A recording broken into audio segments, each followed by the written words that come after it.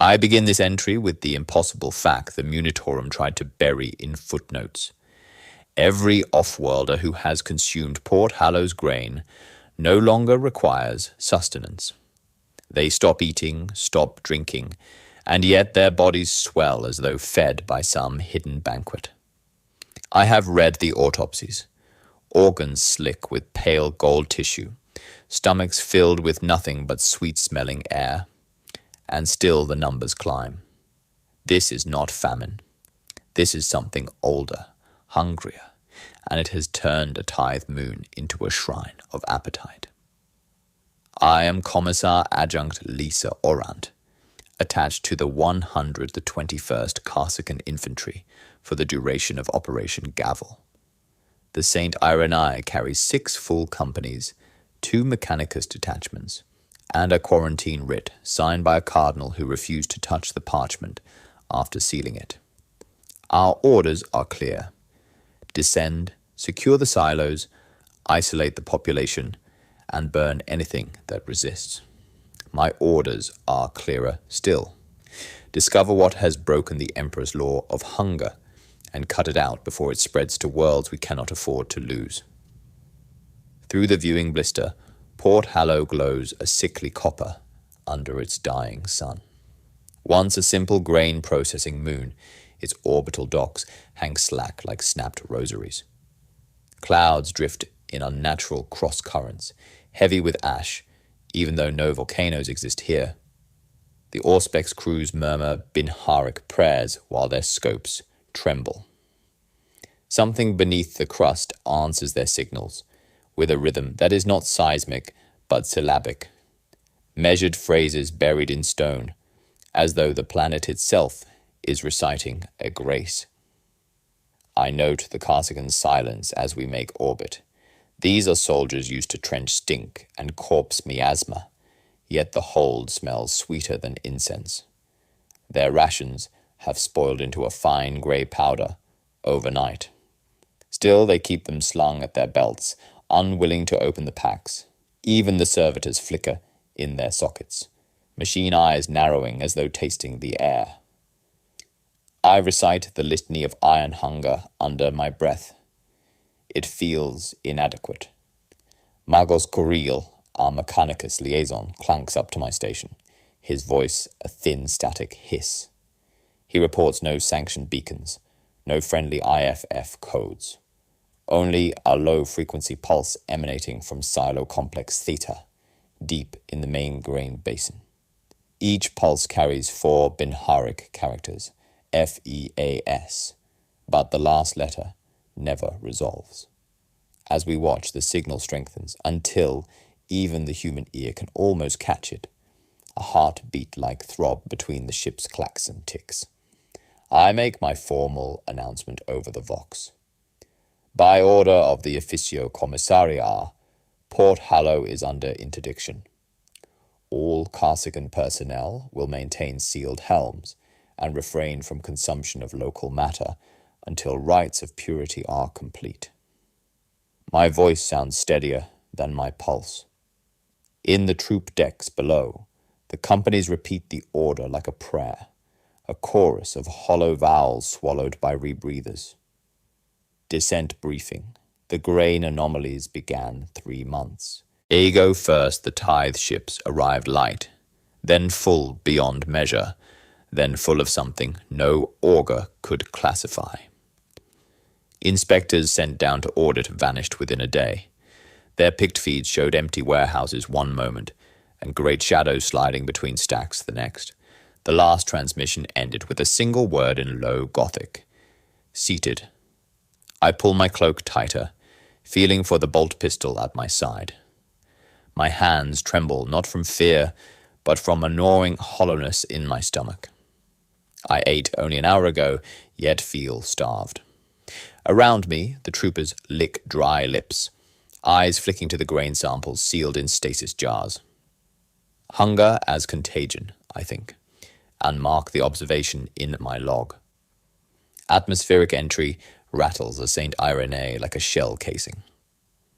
Through the forward viewport, the moon's surface rolls beneath us, Endless fields of silo towers like iron candles set in concentric rings, smoke drifting from vents shaped like mouths. The ashfall thickens, clinging to the hull in greasy flakes. Lightning dances horizontally across the sky, green and gold.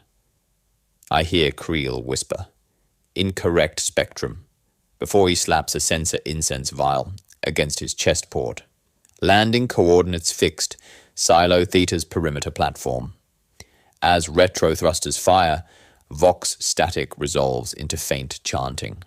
Not a broadcast, not an echo of our engines. Something alive beneath the crust, modulating through rock and grain and air. It follows no imperial creed I recognize. Its meter is off, too many syllables to each invocation. Yet it carries the cadence of a table blessing. The Carsicans shift uneasily. One murmurs the Emperor's prayer with his safety off. I switch my helm filters to maximum. The chanting persists even inside the hard seal, vibrating my teeth. Words form at the edge of comprehension. We are fed. I bite down until my jaw aches. Creel jabs a mechadendrite into his dataport and spits a burst of binary cant. The chanting pauses, then returns louder, like a congregation pleased it has been noticed. A ramp deployment, heat blast, ash swirling up like snow. The grain silos loom taller than cathedrals, their surfaces etched with utensil-shaped reliefs, fork-like tines, spoon bowls, serrated knife marks that were not on any map. The Mechanicus banners crackle with static as they unfurl. Soldiers form perimeter squads, eyes fixed not on the locals, there are none to see, but on the silo mouths exhaling warm, sweet mist. I record everything. My voice has become ritual, anchoring reality against the warp taste in the air. Commissar Adjunct Orant, Operation Gavel, planetfall achieved. Environmental readings inconsistent with previous surveys. Silos appear decorated. Auspex returns unstable. Unknown chant persists. The Auspex officer tries to speak, but only static comes through. His lips move soundlessly, eyes rolled back. A second later he gasps and shakes it off, reporting no biological contacts, though his screen shows hundreds of pale dots moving under the surface. We move toward the main access gate of Silo Theta. Creel runs a purity scan. His mechadendrites twitch and recoil as though bitten. He reports a low-level warp bleed threaded through the grain stalks, like veins under skin. I order flamers ready but keep muzzles down. No reason to announce our fear. The ash begins to taste metallic. My visor fogs despite full scrubbers. In my ear, the regimental priest, still aboard ship, recites the benediction of true hunger. His voice cuts mid-verse, replaced by a clicking, then a triple knock that echoes through every comm channel. Once, twice, thrice. A pause. Again. Soldiers stiffen. Creel's sensors spike. We reach the silo's main data pylon. It is not standard Imperial issue, but some hybrid of stone and steel, grown rather than built. Glyphs crawl across its face like insects, rewriting themselves. At its heart, a beacon pulses slowly, every flash accompanied by that triple knock. Creel leans close, translating the characters. His mechanical eye dilates. Bin Harik, he says, 4 glyphs repeating. F-E-A-S. He trails off. The last glyph shudders, but never settles, as if waiting for an answer. Another pulse. Louder. Faster. The grain sacks stacked around the beacon tremble as though breathing. My Vox recorder captures my own whisper. Feast. The beacon flares, bright enough to cast fork-shaped shadows across the walls, and everything in my headset goes dead. The landing pad is nothing but a ribbed sheet of metal sunken into black soil, yet the heat Rolling off the silos feels like an exhalation from something buried. Warm mist rises from vents shaped like gills, smelling faintly of iron and stale incense. My vox beads crackle with the triple knock motif we first heard in orbit, now echoing softly through every channel. Each knock is like the beat of a heart hidden behind walls. I take point down the ramp, bolt pistol drawn, boots crunching through a thin drift of ash. The Corsican squad fans out behind me, visors fogging as if we had stepped into the breath of a living creature. They are veterans of corpse-choked trenches, but their posture tightens at the smell, sweet like cooked meat under the metallic tang. I call out purity codes and receive muted acknowledgements. The silos themselves are vast, hollow towers with slotted windows and no sound but the hiss of warm vapor. Inside, the air feels damp and pliant, like a lung expanding. Picked feeds from helmet cams show more than my naked eyes. Grain sacks stacked floor to ceiling, faintly pulsing in time with the triple knock. Each tremor is subtle, a ripple running through the burlap as if something inside shifted in sleep. Margot's creel scuttles forward on steel limbs, mechadendrites unfurling in ritual arcs. His voice is a thin ribbon of Bin Harik, layered under a monotone hymn. Purity scan commencing, he intones. The dendrites pierce a sack. For a heartbeat, the readings. Spike green, then everything jams. Creel jolts, emitting a burst of static like a gasp. Resistance, unexpected. Contact feels organic. He retracts one dendrite and I see its tip bent as if chewed. The troopers glance at me, their hands tighten on flamers, but they do not lift them. I order calm, voice echoing through the chamber. My log records every detail. Temperature rise, mist density, the way even our boots seem to leave no lasting print on the floor. Triple knock continues at irregular intervals, sometimes near, sometimes far, as though the chamber itself were a throat-swallowing sound. We move deeper. Catwalks spiral upward around silos of grain stacked like organ pipes. In the glow of our lamps, the sacks glisten, not from moisture, but from a sheen like mucus threads. One trooper murmurs a child's mealtime prayer over the vox, cut off midway by feedback. Another whispers he feels full, though he hasn't eaten since shipboard. I feel it too, a fullness behind the ribs, like being fed a memory instead of food. I signal Creel to reattempt the scan. He braces, chanting a machine canticle, driving two dendrites into the deck itself. Sparks jump and the auspex scrolls with unreadable glyphs. Warp bleed threaded through organic substrate, he mutters, then louder. Structure not purely material. Grain may be gestating or resonating.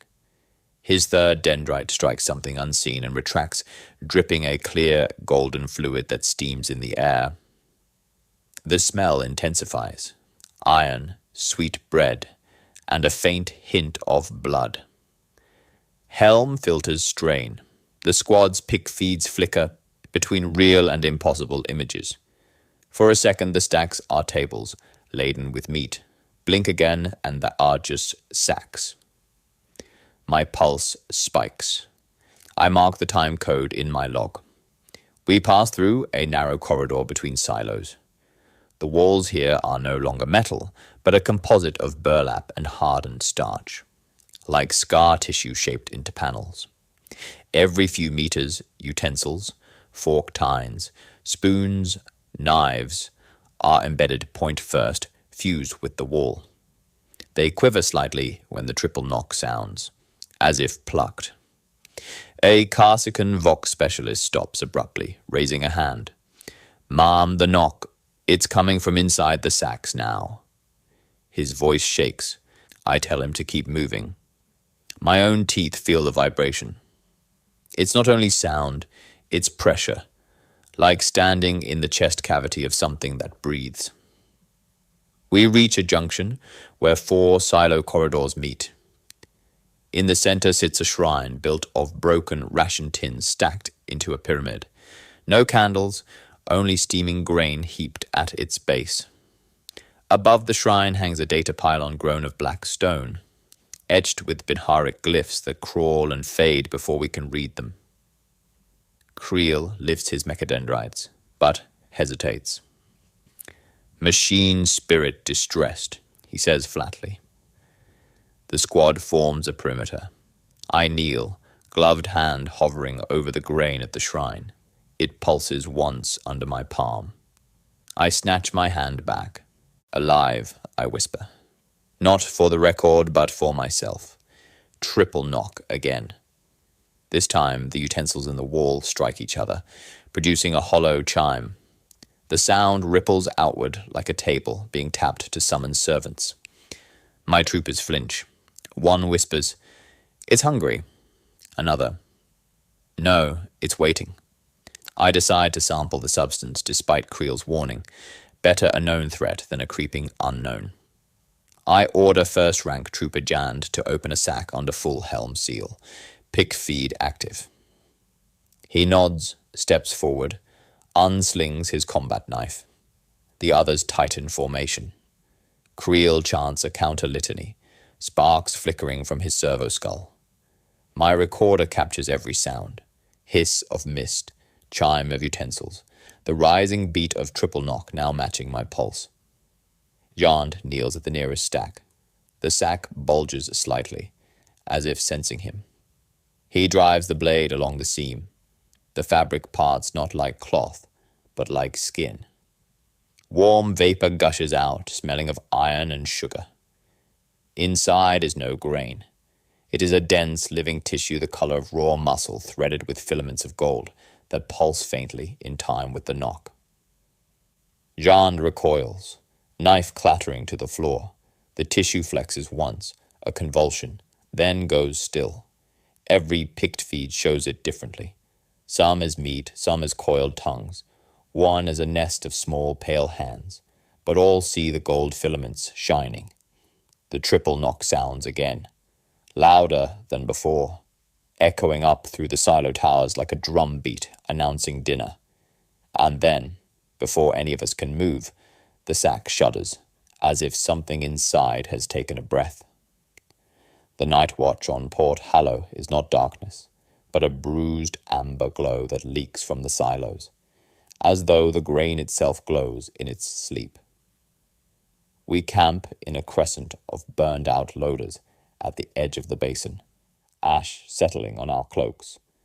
The Karsakan troopers keep their helms sealed even while resting.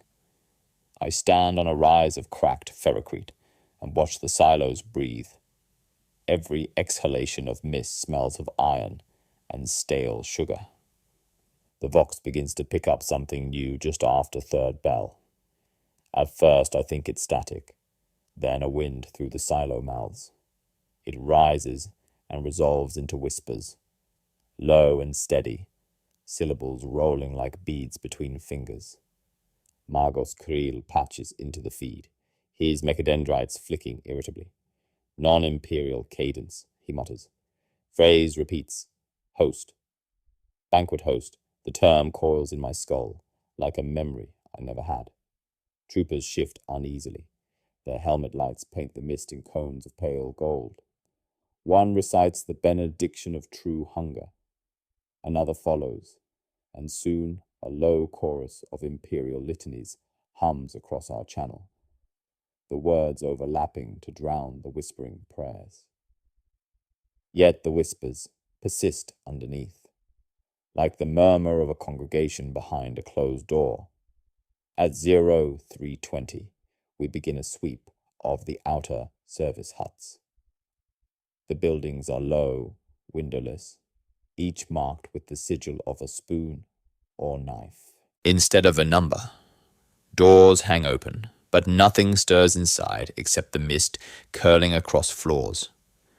The walls are lined with empty shelves, as though everything edible has been carried out for some unseen meal. The triple knock motif pulses through the vox every few minutes, never in the same pattern, always slightly ahead of our footsteps. Then we see the first locals. They kneel in rows outside a collapsed mess hall, backs bent, faces tilted toward invisible platters. Their jaws gape impossibly wide, cheeks stretched until skin looks ready to tear. Hands lift and lower, pantomiming utensils.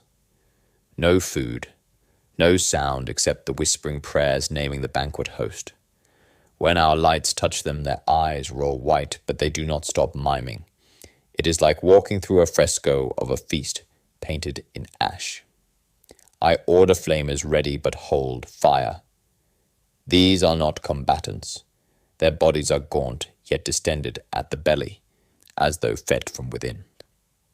One trooper whispers over vox. They're full. Another. They're still eating.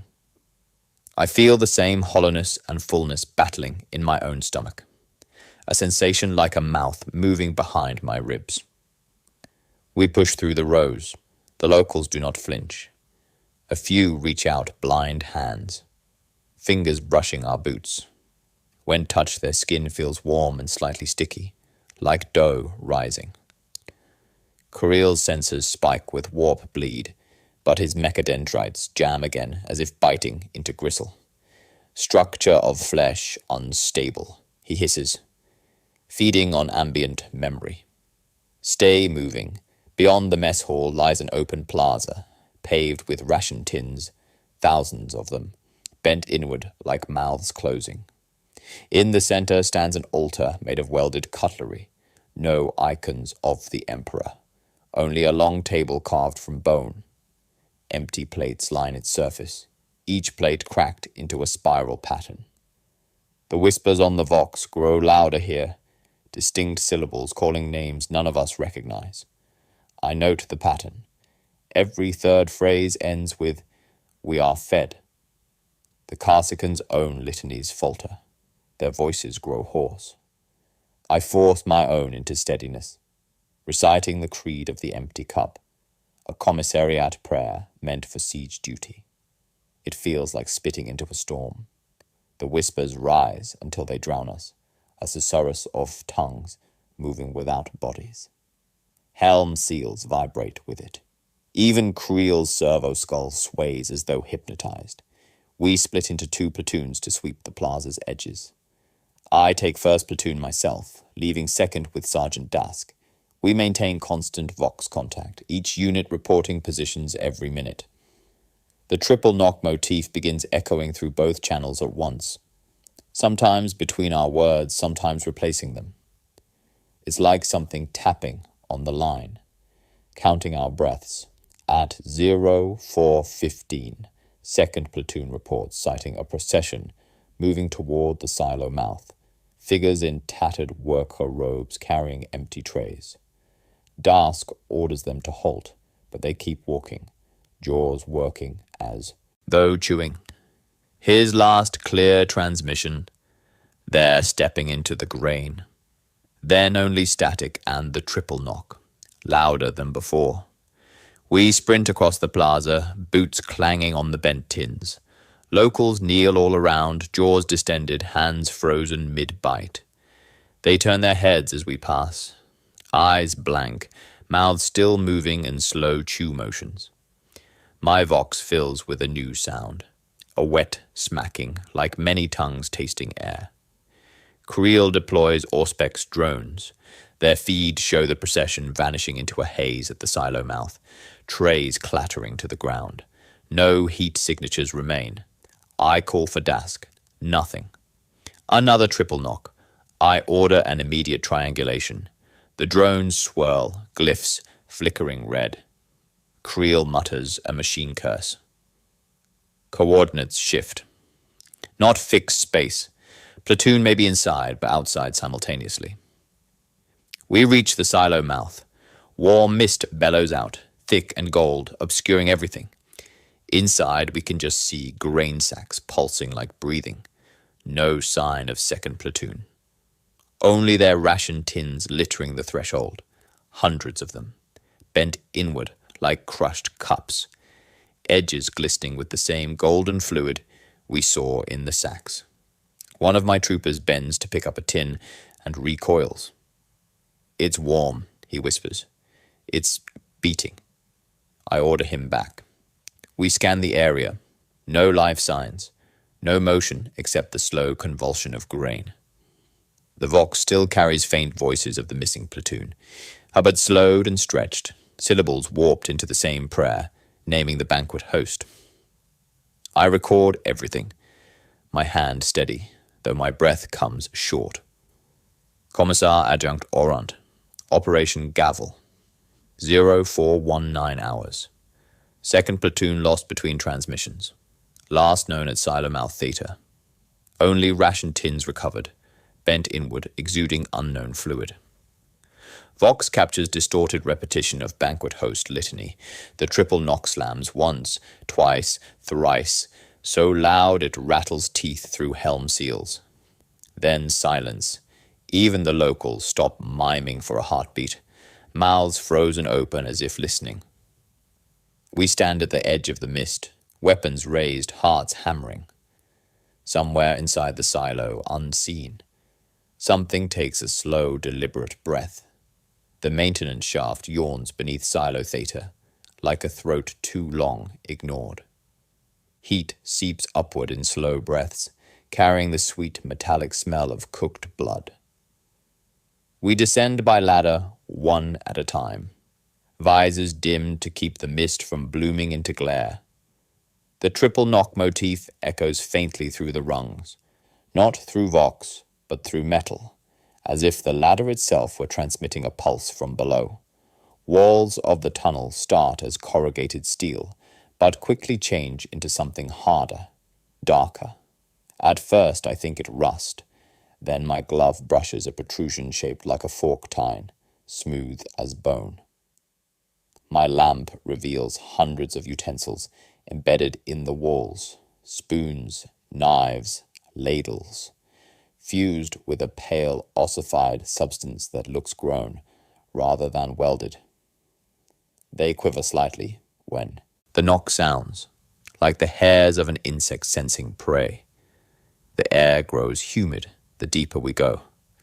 Condensation beads on inside seals, dripping into boots. Each breath feels warmer, heavier, as though inhaling another creature's exhalation. Behind me, the Carsicans murmur litanies between teeth. Creel descends last, mechadendrites twitching, servo skull bobbing ahead like a pale scout. He mutters Binharic subroutines under his breath, machine prayers clinking like chains. 200 meters down the passage splits into 3 veins. I choose the central, marking the others with a flare that burns green. The floor is lined with grain husks crushed into paste. Every few steps the paste twitches, then stills. My auspex reads nothing. The triple knock migrates from left to right, never staying in one direction long enough to triangulate. Creel halts, mechadendrites stabbing into the wall. Glyphs crawl across his auspex slate. Energy signature detected, he says flatly. Composition impossible for non-warp matter. Resonance ratio exceeds maximum for Imperial reactor cores.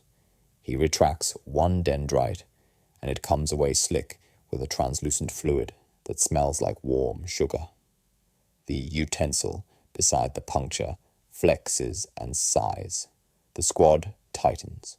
Even veterans of Corpse World trenches are unnerved by walls that sigh. One mutters, "We're inside its stomach." I bark for silence, but my own voice sounds muffled as though wrapped in cloth. My ribs feel the faint heartbeat of the bulkhead. It pulses once, twice, then the triple knock again, softer now, coaxing rather than threatening. We push on, deeper into warmth. The tunnel widens into a maintenance gallery lined with old conveyors. Above, pipes drip a thick golden condensation that hisses when it touches the floor. The utensils in the wall change shape here, more like teeth than spoons. Serrated edges glinting in lamplight. I log everything automatically, words feeling ritualistic rather than descriptive. A noise ahead stops us, a dragging shuffle punctuated by wet murmurs.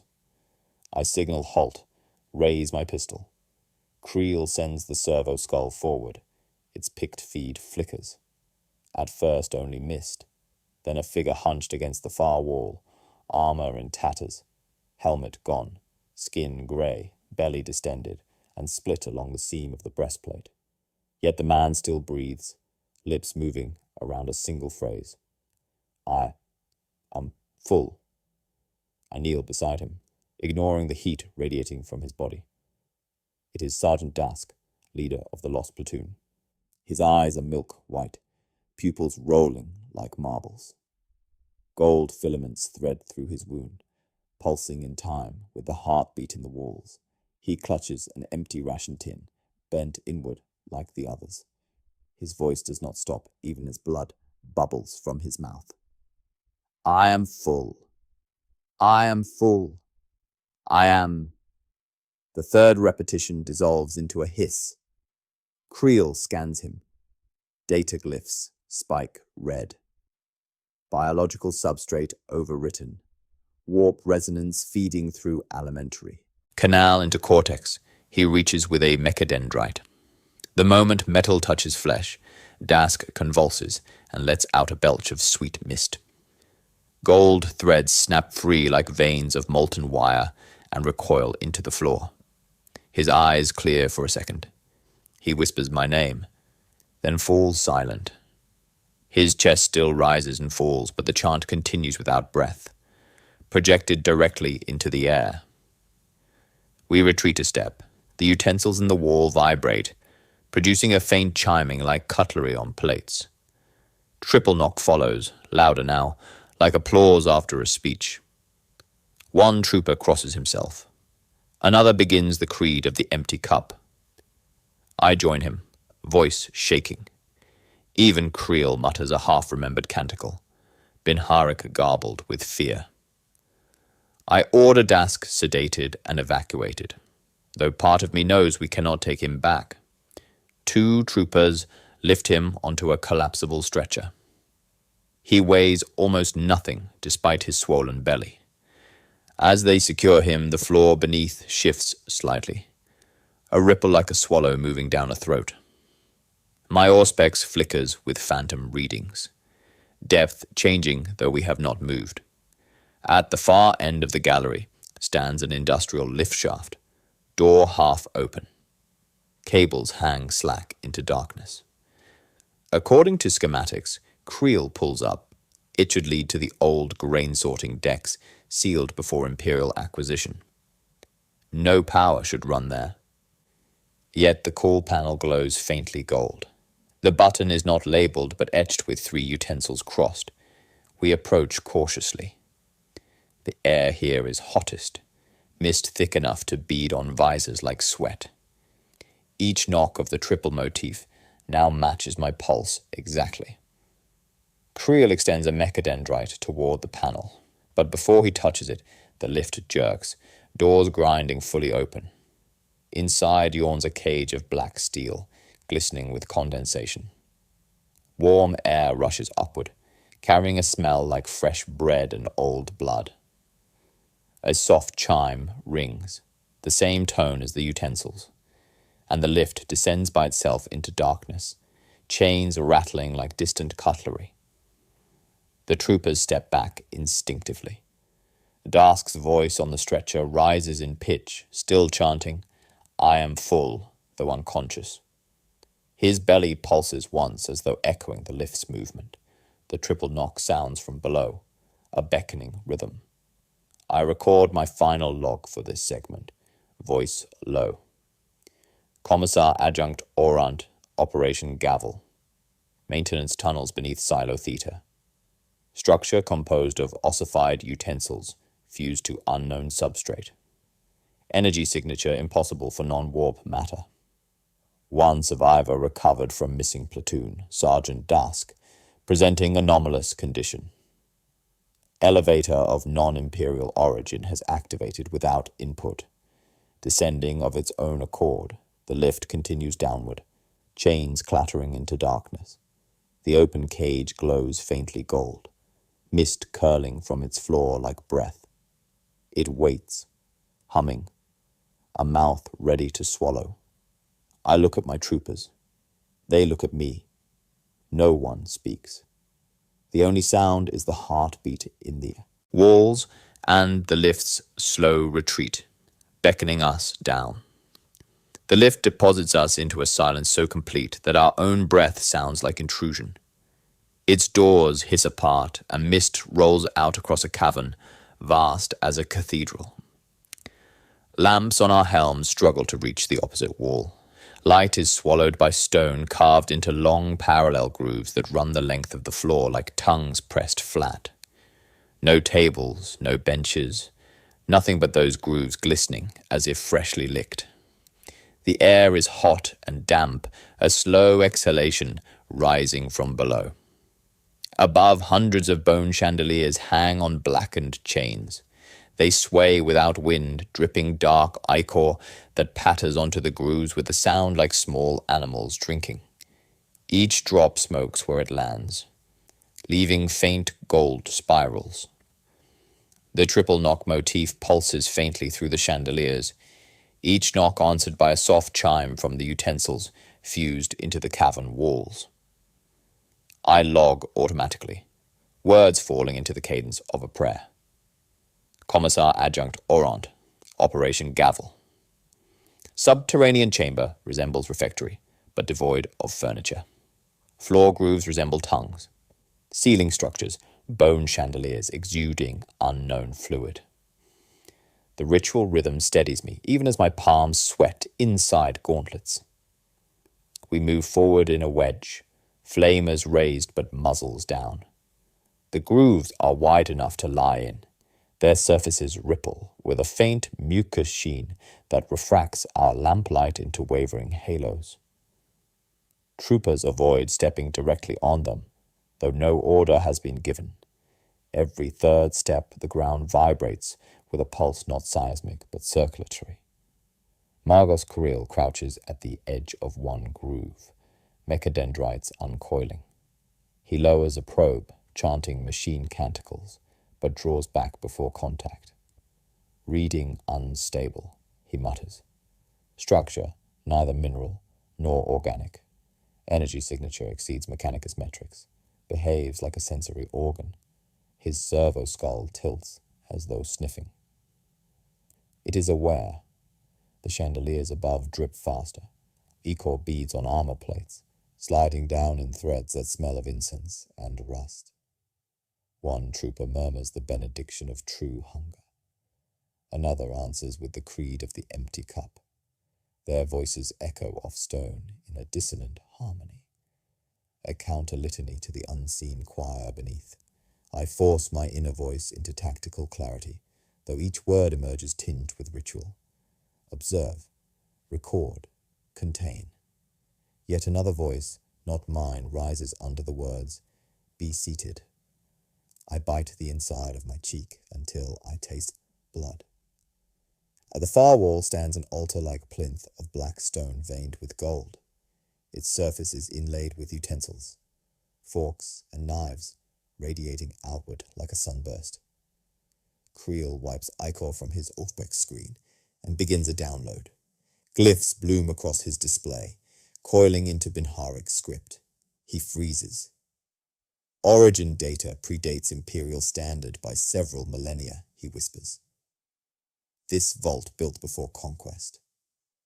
Pre-Imperial. Possibly pre-human. He hands me a cracked data slate pulled from the plinth. Its screen flickers, but a single line repeats in low Gothic. Foundations laid above the seal. The seal hungers. The seal must never be fed. My stomach knots. Port Hallow was not chosen for grain, but for containment. We have been harvesting atop a prison mouth.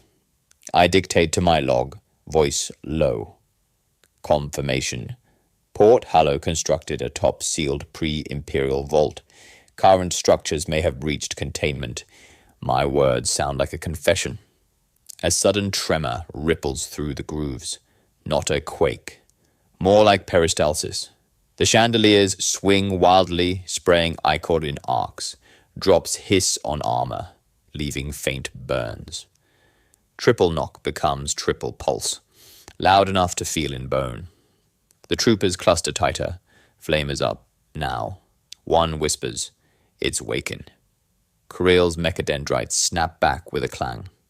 Resonance spike, something beneath initiating intake cycle. His Auspex scrolls red glyphs. We stand on its tongue. I give the only order possible. Fall back to the lift.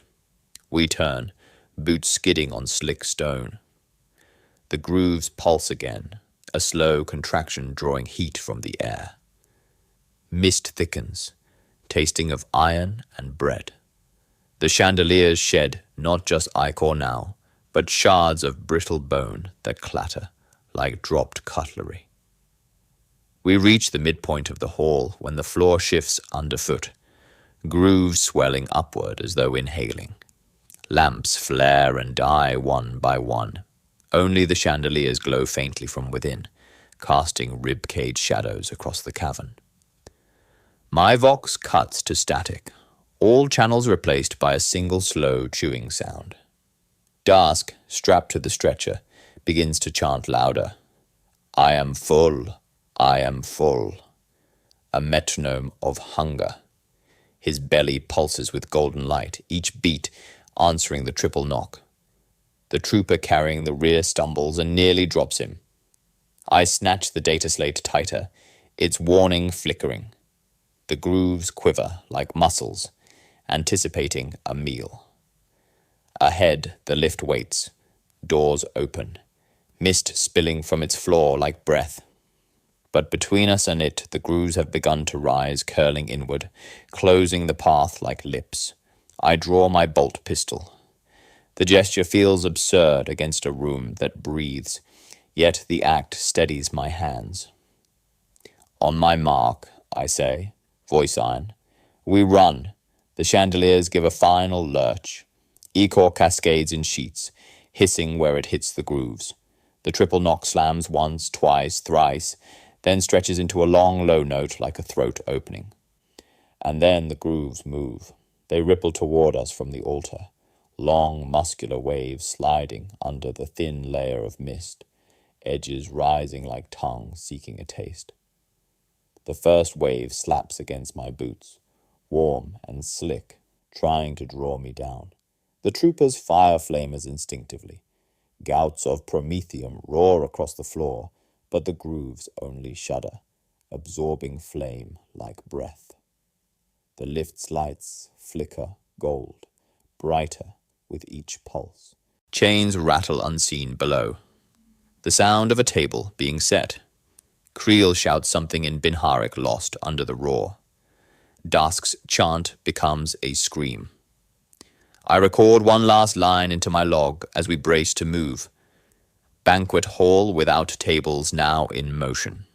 Floor grooves behaving as feeding muscles, attempting escape. The grooves surge again, closing the distance between altar and lift like a tide coming in to swallow its shore. The cavern shakes with a pulse that is not stone settling, but something older, remembering how to breathe.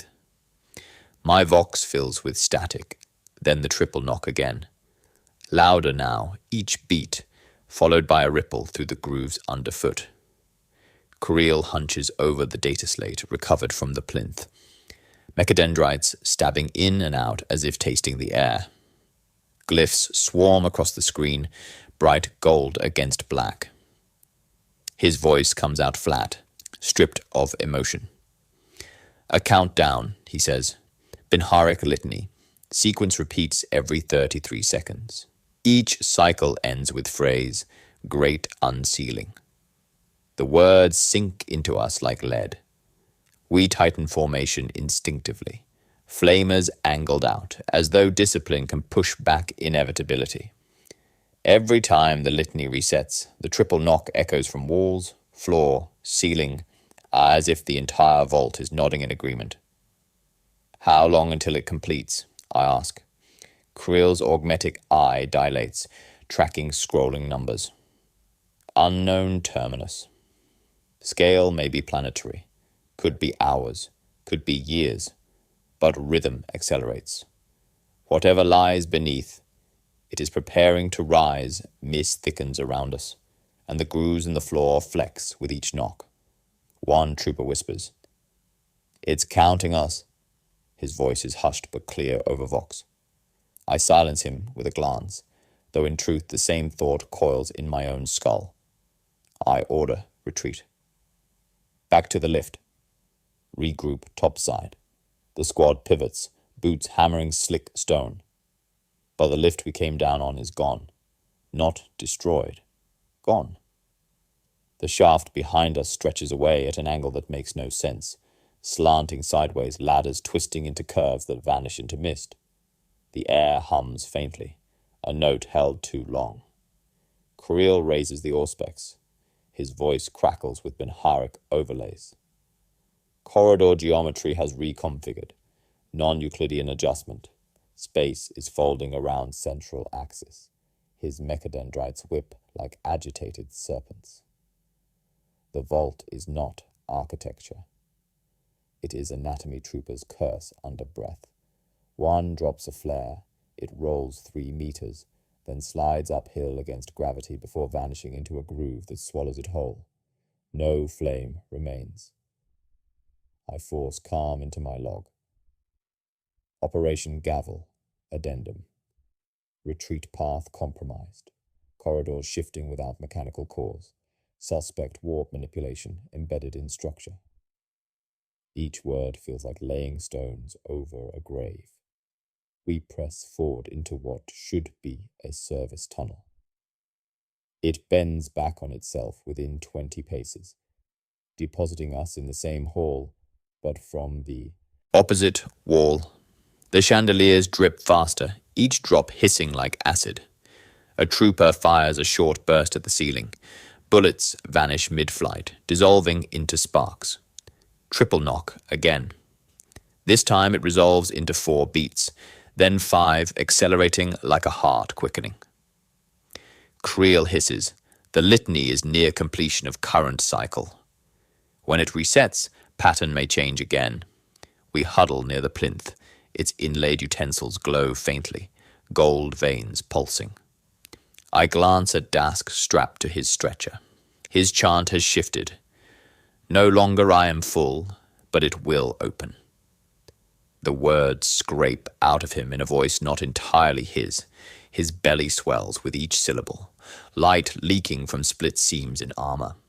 One trooper raises his flamer. I stop him with a hand.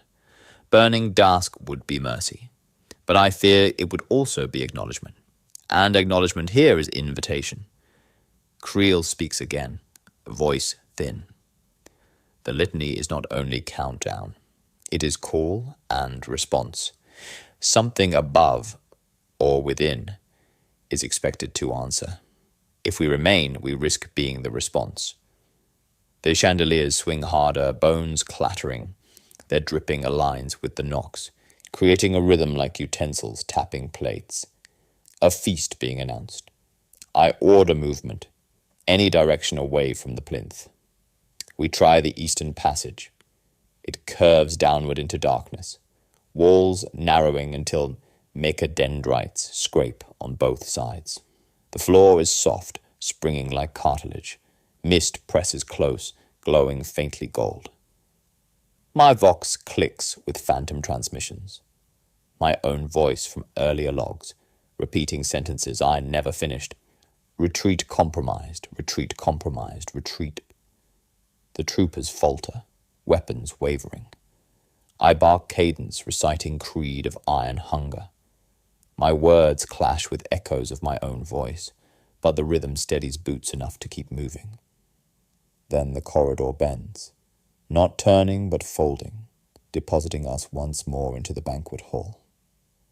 We stand again beneath bone chandeliers, grooves rippling like tongues anticipating food. The plinth hums louder, Data slate flickering. Creel snaps meek Hadendrites back. Cycle reset. New phrase appended.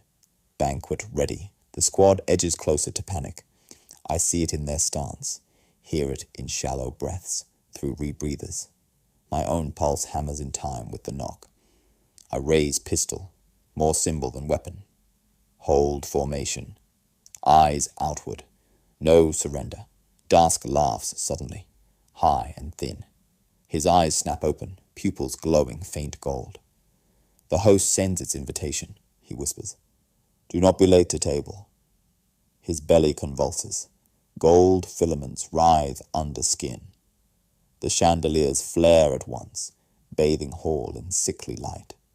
Shadows stretch into shapes of seated figures, dozens, hundreds, arrayed along invisible tables between the grooves. Their jaws work silently. Their hands lift phantom utensils. They lean forward as though waiting for service. The vox crackles. At first just static, then a voice breaks. Through calm, resonant, familiar. It is the regimental priest, Father Halvain, who remained aboard the Saint Irenae. His baritone always carried weight in sermons. Now it flows through the channel with impossible clarity. Children of the Emperor, he intones, let us give thanks for the banquet prepared. Every trooper freezes. I slam a hand to my earbead. Halvan, you're on orbit, the voice continues as though he hears nothing. Bread without end, flesh without limit, wine that overflows. Let us eat and never hunger again. The words are not in any liturgy, I know, not in any sanctioned creed, yet they carry the cadence of benediction, the rhythm of grace before a meal. The chandeliers pulse brighter with each phrase. Grooves ripple closer, closing space between us and plinth. The triple knock, now a hammer, then a drum, then a roar. Creel stares at his auspex. Transmission matches priest's vocal signature. Location confirmed aboard orbit, but Vox line originates here. His voice cracks with distortion. The host speaks with his tongue. The shadows lean forward, jaws opening wider, silent but eager. The chandeliers drip in torrents, ichor raining like unholy baptism. The grooves surge, muscles flexing to draw us in. And Father Halvain's voice, our priest, our anchor, continues to pray a grace none of us have ever heard. Hunger gnaws at me in ways I cannot measure. Not the hollow ache of an empty stomach, not the fatigue of denied rations, but something subtler, like my thoughts themselves are thinning. Each step through the warped corridors takes more effort, as though memory must feed the muscle. The grooves beneath us have quieted, yet the silence is worse than the knocks. Our boots echo against wet stone, but inside all I hear are the ghosts of meals. A taste of bread from my cadet days, crust crisp, salted with sweat from a friend long dead. The tang of recaf drunk before a tribunal, bitter enough to sting. Even now I feel the texture of a fruit I have not seen since childhood, its sweetness blooming as if I am eating it in this moment. But I am not eating. I am only remembering. I glance at my troopers. Their steps falter. One mutters aloud a recipe his mother recited. Another gnaws at a gloved finger, as if chewing bone. Their ration packs remain sealed. Still their bellies swell faintly, skin taut under armor. They are being fed, but not by matter, by memory. Creel stumbles, mechadendrites twitching like antennae. He croaks through Vox, anomaly identified. Nutrient replacement through mnemonic consumption. Flesh unfed, recollection digested. His voice fractures into binharic static before resetting. I press my palm to the wall for balance. The stone feels warm, like the skin of a living beast. My vision flickers. Not present corridors, but banquet halls of my youth. Officers in dress coats. Candles dripping wax into platters. I can smell roasted meat. I can feel the glass in my hand. Yet these memories are not mine alone. Faces I never knew turn to look at me. Their mouths move in silent chewing. A low moan cuts through. Trooper Hesk drops to knees, retching violently. At first only bile splatters his visor, then sheets of paper, photographs, dozens, hundreds curling in vomit, images of his family, mother, children, a wife clasping flowers. Each soaked print bears eyes scratched out, as if by unseen claws. His scream shreds Vox channels. They're gone. They're gone. I drag him back, forcing helm release, but more photographs pour from his throat, fluttering like wings before crumpling on the wet floor. Creel leans close, mechadendrites clicking, murmuring, externalization of stored memory. Organic substrate hollowed, the squad recoils. No one moves to help. They clutch their heads as if guarding thoughts from theft. One rocks back and forth, whispering litanies between sobs. Emperor, preserve my mind. Emperor, preserve my mind. I feel it too. The vault is eating what we recall. Each cherished taste, each remembered meal, each family face. They are sustenance for the unseen host. My own recollections fade even as I try to grasp them. The bread of cadet days crumbles into dust. The childhood fruit vanishes mid-bite. All that remains is the echo of being full. Creel's auspex shrieks with red glyphs. His implants flare, eyes glowing amber. Cognitive depletion detected across unit, he reports, voice monotone. Probability of tactical collapse, 71%. Sustenance extraction ongoing. I slam a fist to my chest plate, forcing words into air. Hold your memories. Anchor in the Emperor. Recite the creed. Do not surrender thought. The command steadies them for a heartbeat. Voices rise in broken unison, litanies echoing down warped halls. Yet even prayers feel chewed, syllables bitten away before reaching ears. Hesk collapses finally, chest rising, shallow. His mouth works soundlessly, still trying to vomit what little remains. Around him, the photographs curl in mist, their ink bleeding into golden streaks before dissolving entirely. No evidence left, only the echo of a family stolen. My stomach twists, though I have not eaten. I try to summon anger, discipline, duty, yet even those feel hollow, as if the host has already taken its share. I know if I let go of a single memory, my first oath before the commissariat, the look of my father's grave, I will never find it again. The grooves shudder faintly beneath us, not in hunger now, but in satisfaction, like a body digesting. The chandeliers overhead sway, though no wind blows, dripping ichor thicker and faster. It spatters across Hesk's armor, sizzling holes. He does not stir. I force the squad forward. Move. Keep motion. Do not stop boots squelch through dissolving paper fragments. Vox crackles with phantom prayers. Familiar voices of loved ones repeating phrases we never taught them. Creel staggers beside. Me, Auspex pressed to chest. His voice cracks, Binharik bleeding into speech.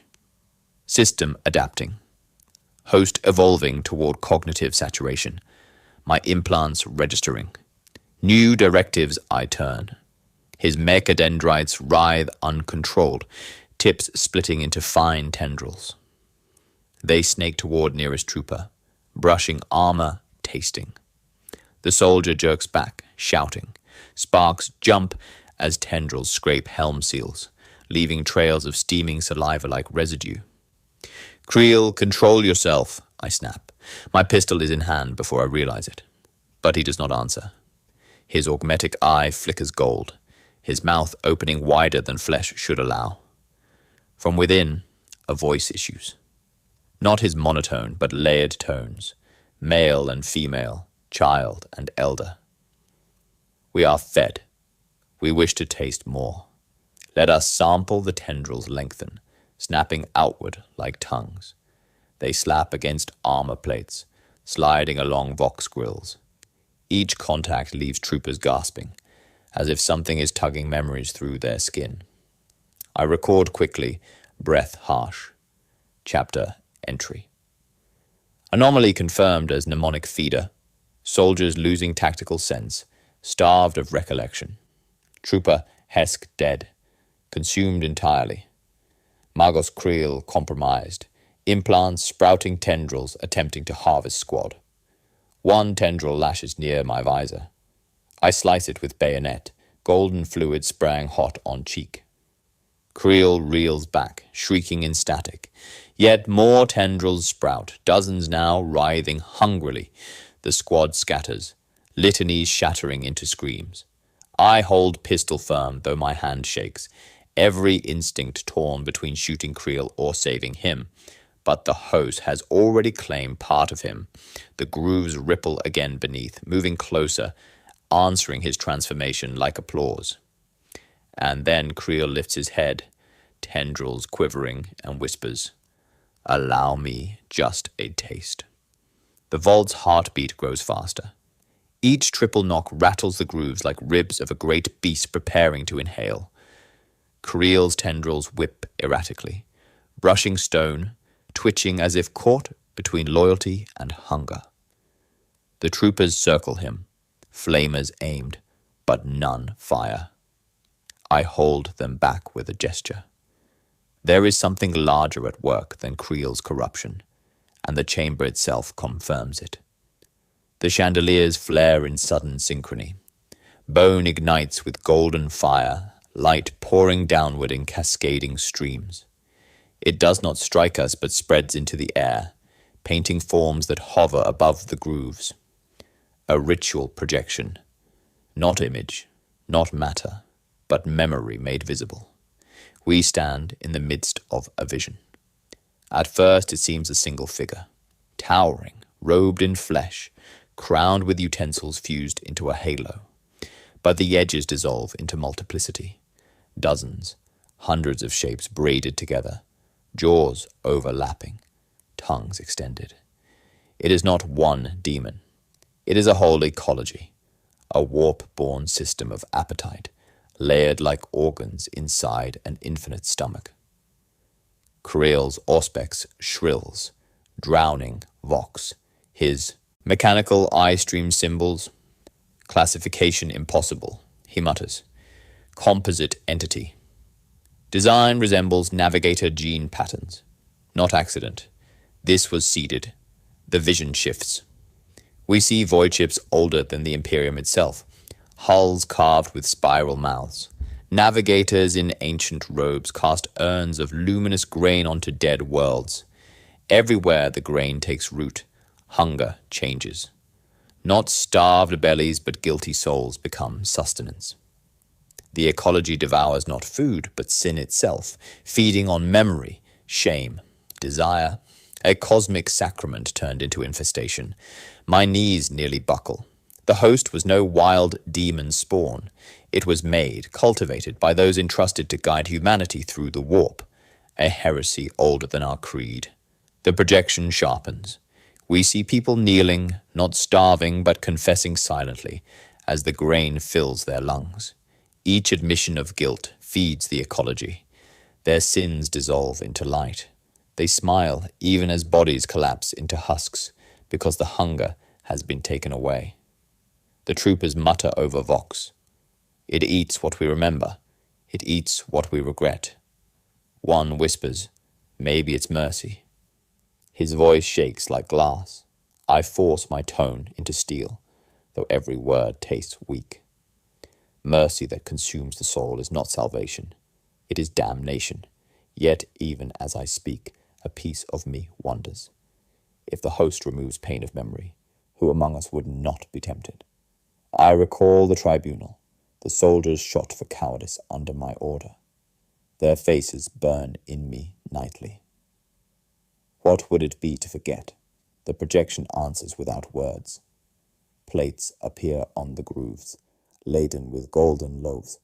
One melts into the face of a child I executed, another into my father's grave. The bait is memory itself, dressed as food. Kirill sways closer, tendrils humming. This is design, he whispers. Not corruption. A tool. A gift once. Feed sins to the host and flesh is left clean. A mechanism of absolution. I snap my pistol toward him. It is heresy. He does not flinch. Heresy is only hunger by another name. The troopers murmur louder. Some drop litanies mid-phrase. Their eyes glow faint gold as the projection tugs on their recollections. I must anchor them. I slam my fist to my chest plate. Carsicans, attend. The host is trap, not shrine. The grain is bait. To accept it is to surrender every oath, every memory that makes us loyal. Would you trade your emperor's trust for a mouth that never closes? My words halt them, barely. But silence follows heavy, as if belief itself bends under the banquet's weight. The data slate in my hand vibrates. Its glyphs crawl into new sequence. Creel leans close unwillingly, reading aloud. Litany nearing terminus. Final lines. The great unsealing shall feed those who wait. His voice cracks. 0 point approaching. The hall shakes. Grooves ripple in waves, pulling us toward plinth. Chandeliers rain ichor that turns to golden sparks before. Touching ground. Das screams on his stretcher, words blending with projection. It comes. The table is set. The diners wait.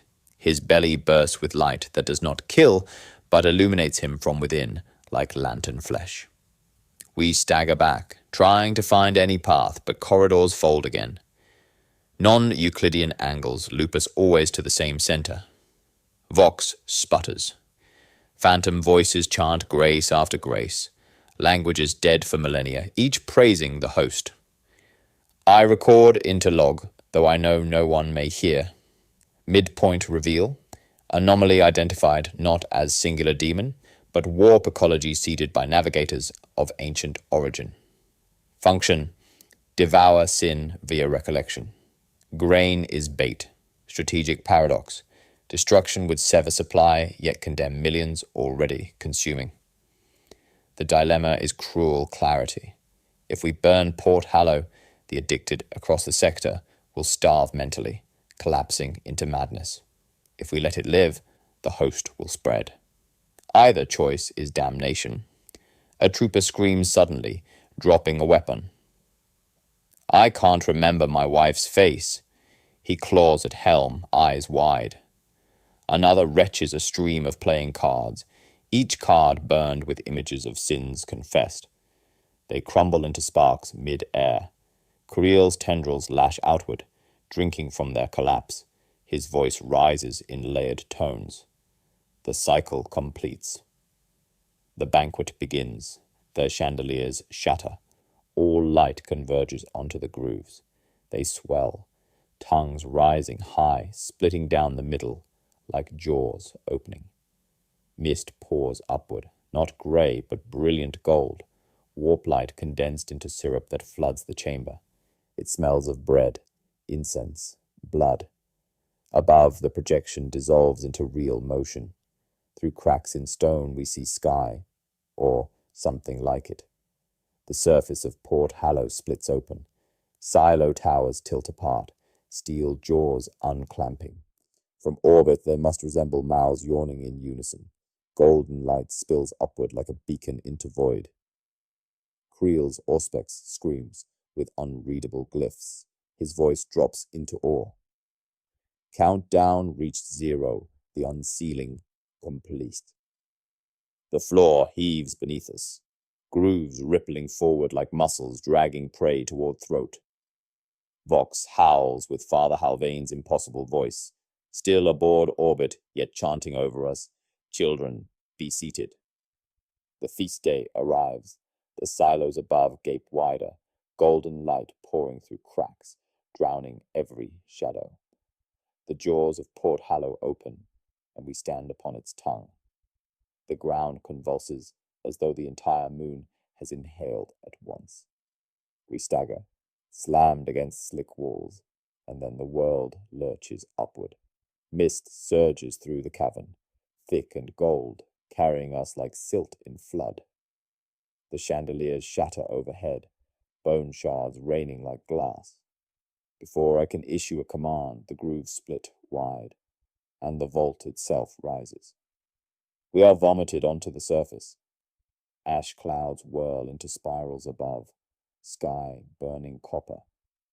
The horizon shifts unnaturally. Cities of Port Hallow. Fold inward, whole districts bending like pages in a book. Hab blocks buckle, manufactoria collapse, streets slither into trenches. What was once a tithe moon becomes something else, a spiral dining hall carved into the crust, wide enough to be seen from orbit. From my vantage, I see concentric grooves stretching for kilometers, all feeding toward a central abyss glowing gold. The Carsicans scattered across the surface formations scream over Vox. Reports pour in, squads pulled into trenches, vehicles sliding sideways into grooves that open beneath treads. The very ground behaves like muscle, curling to drag men down. Their voices cut short mid-plea, replaced by chewing static. Trooper Vale's feed blares before cutting. His last sight, a trench wall lined with utensils, serrated forks snapping shut around him. Only his flamer clatters onto stone. Silence follows. I force my log active. Operation Gavel. Catastrophic transformation. Entire moon reshaped into spiral structure resembling banquet hall. Civilian cities consumed into grooves. Surface personnel at extreme risk.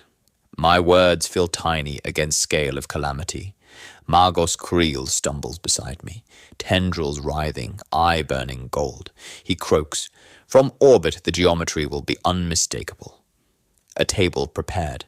The galaxy will see mist thickens, sweeping lines of Carsicans into trenches, like crumbs brushed into a bowl. Their screams echo too briefly. I tighten grip on bolt pistol, though it is useless against a world itself. Exterminatus order. The thought pounds in my skull like a hammer. Protocol dictates if a planetary anomaly breaches containment with potential to spread, we must cleanse by fire. One orbital strike could silence Port Hallow before contagion reaches further. But to call it, I must reach fleet command. I snap Vox to high gain. This is Commissar Adjunct Orant requesting Exterminatus. Moon compromised. Repeat, Port Hallow compromised. Only static answers.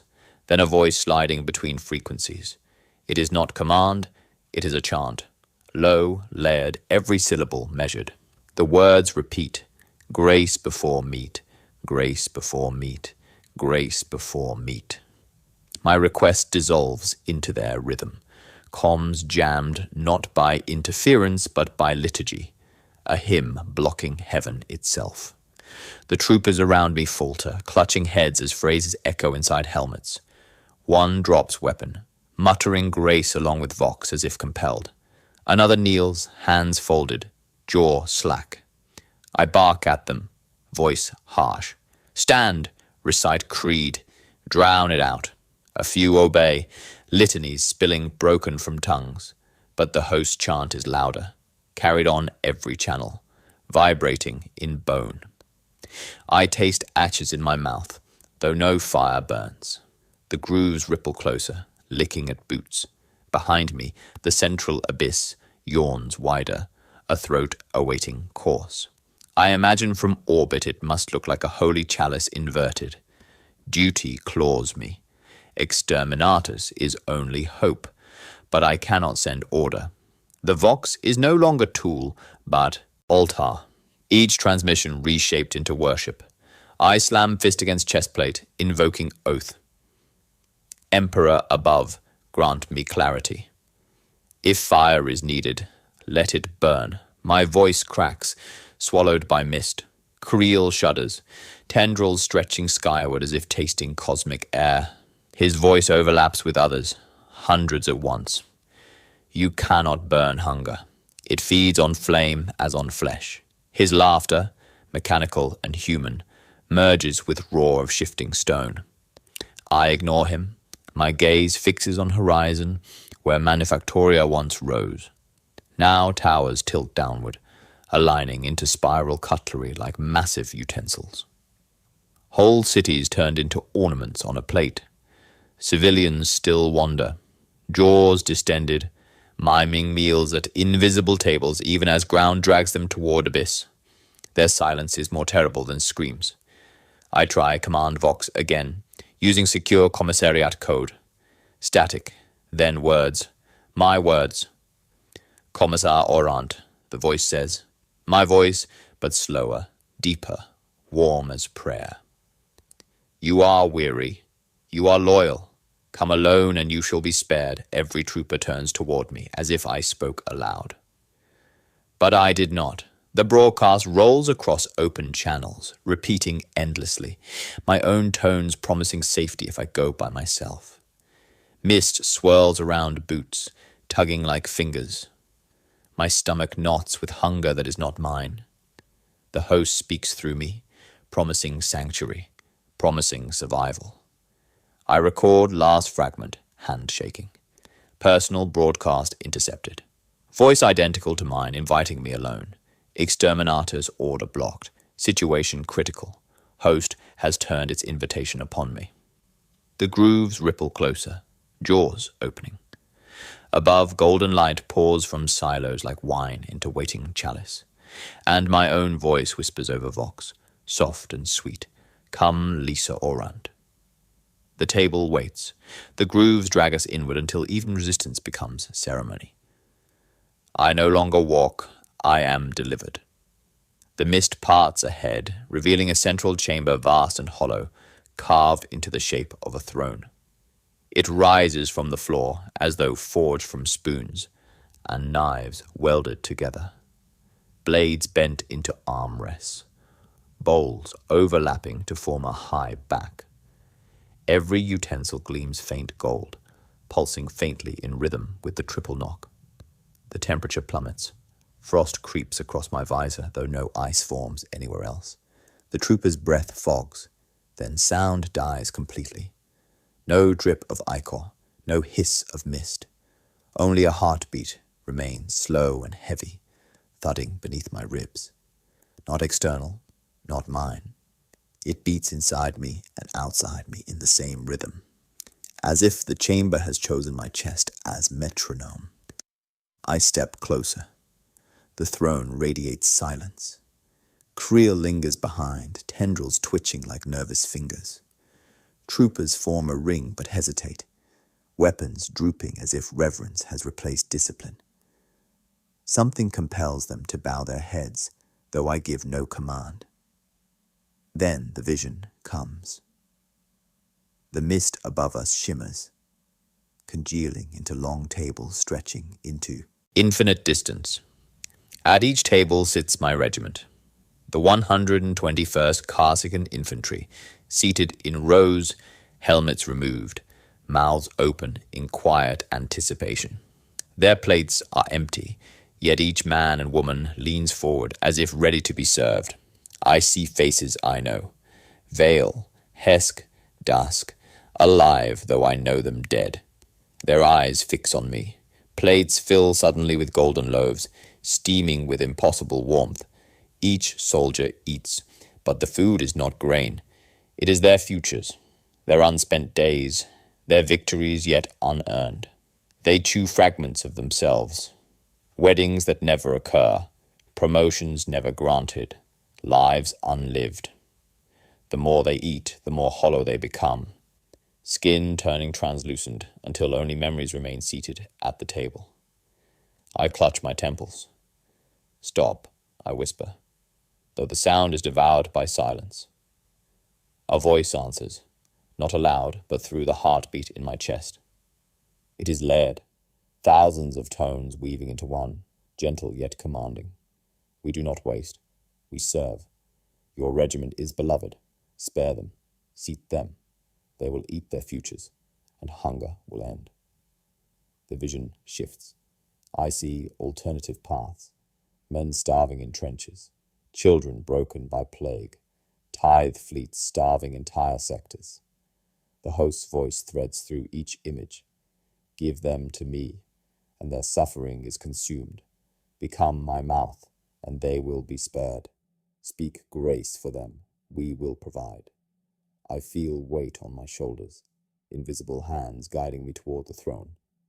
The utensils gleam brighter, reshaping subtly to fit my frame. The seat waits for me alone. Creel falls to one knee, tendrils curling in worship. His voice warbles with Binharic distortion. Accept, Commissar. Become the mouth. Spare us. The Emperor feeds his children through many vessels. Why not this one? His tone trembles with desperate devotion. The troopers look to me, eyes wide, half-starved of memory. They need command. They need hope.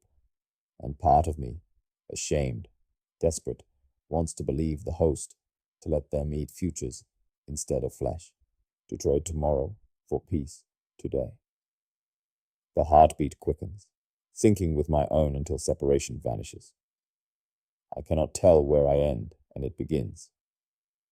A plate appears before me, balanced on nothing, bearing a single wafer of golden grain compressed into fragile disk. It glows faintly, steam rising like incense. The host's voice threads into my skull. Taste and speak. Speak and save them. Become my mouth, Commissar. Seat yourself.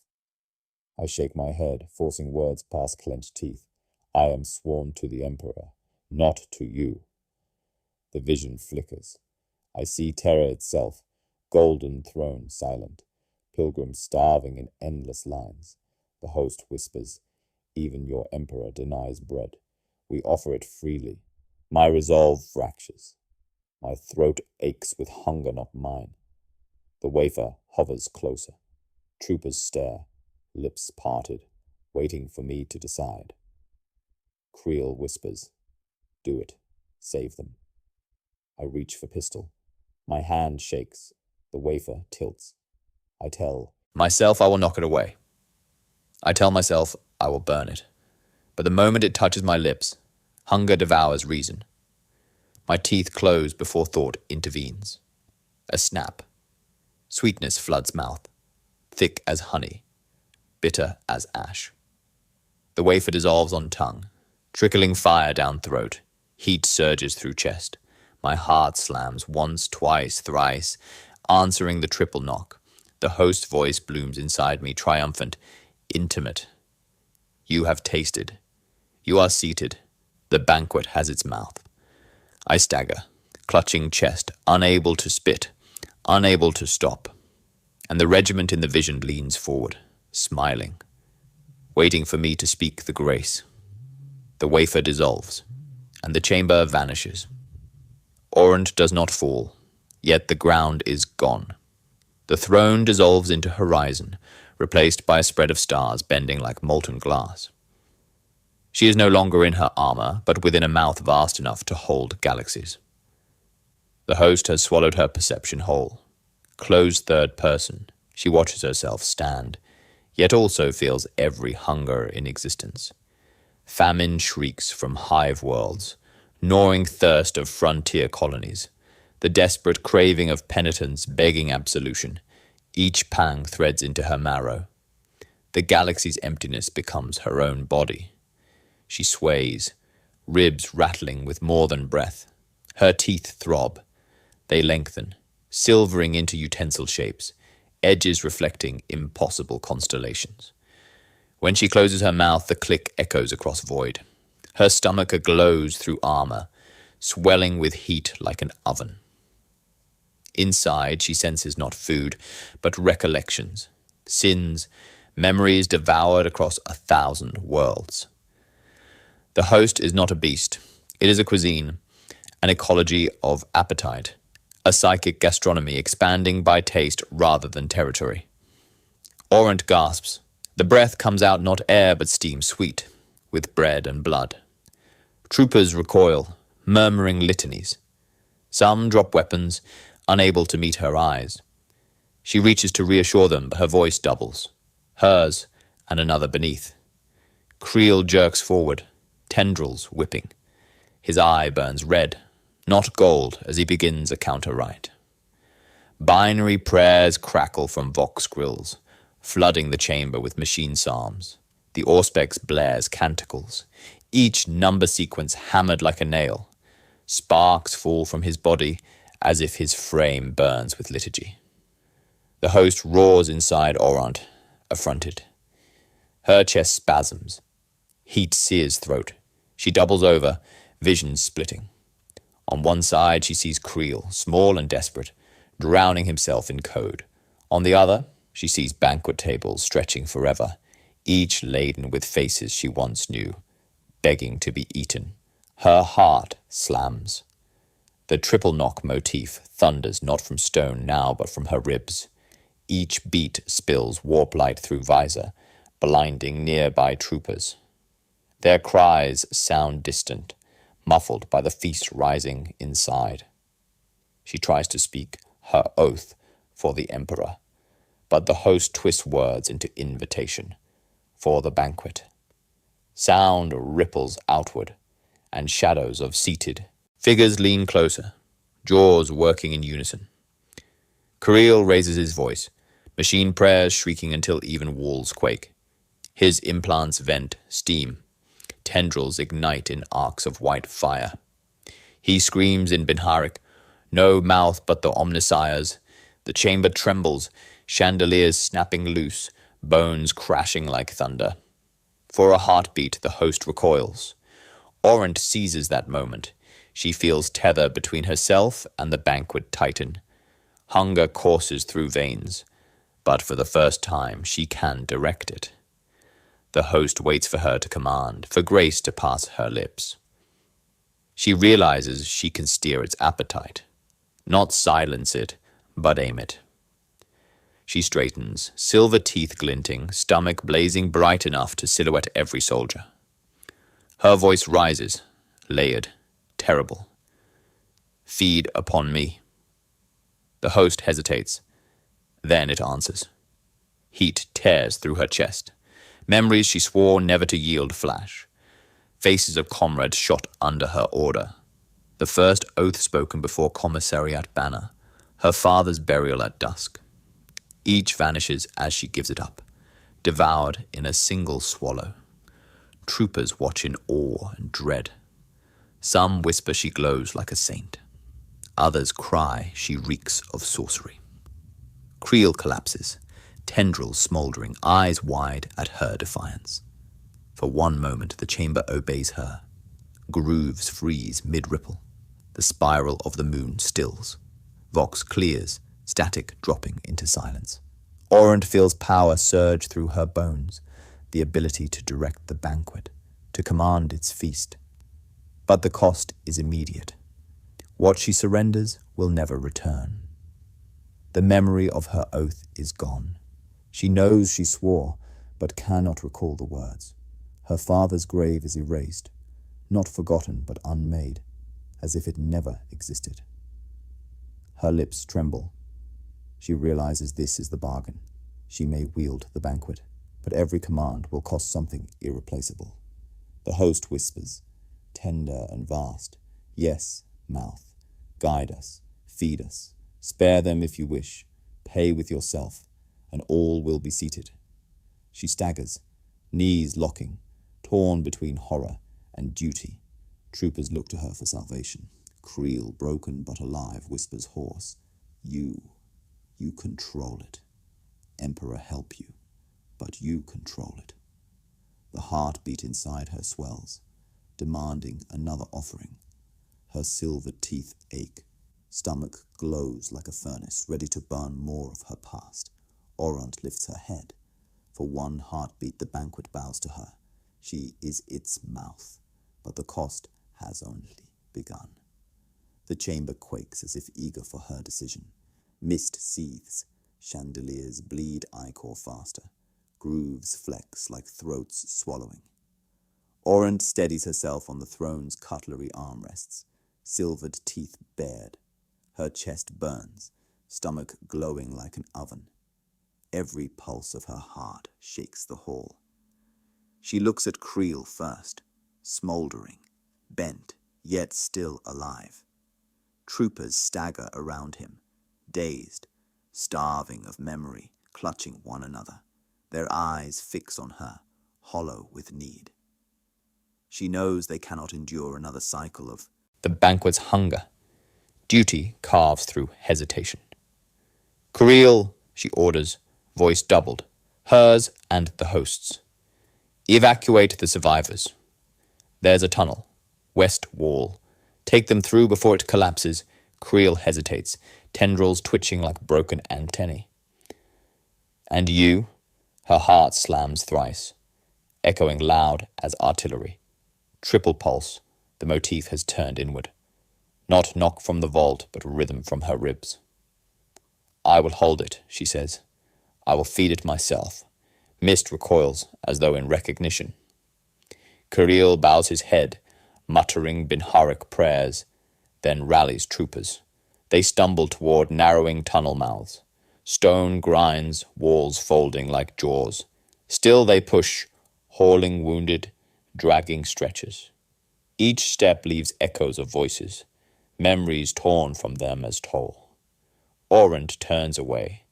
The host surges through her veins, demanding more. She spreads arms, utensils embedded in throne shudder, then snap free, piercing her flesh. Fork tines drive into shoulders, spoons curve across chest plate, knives lace along arms. Pain sears but does not bleed. Instead, armor forms, cutlery blooming into living carapace, each piece pulsing with her heartbeat.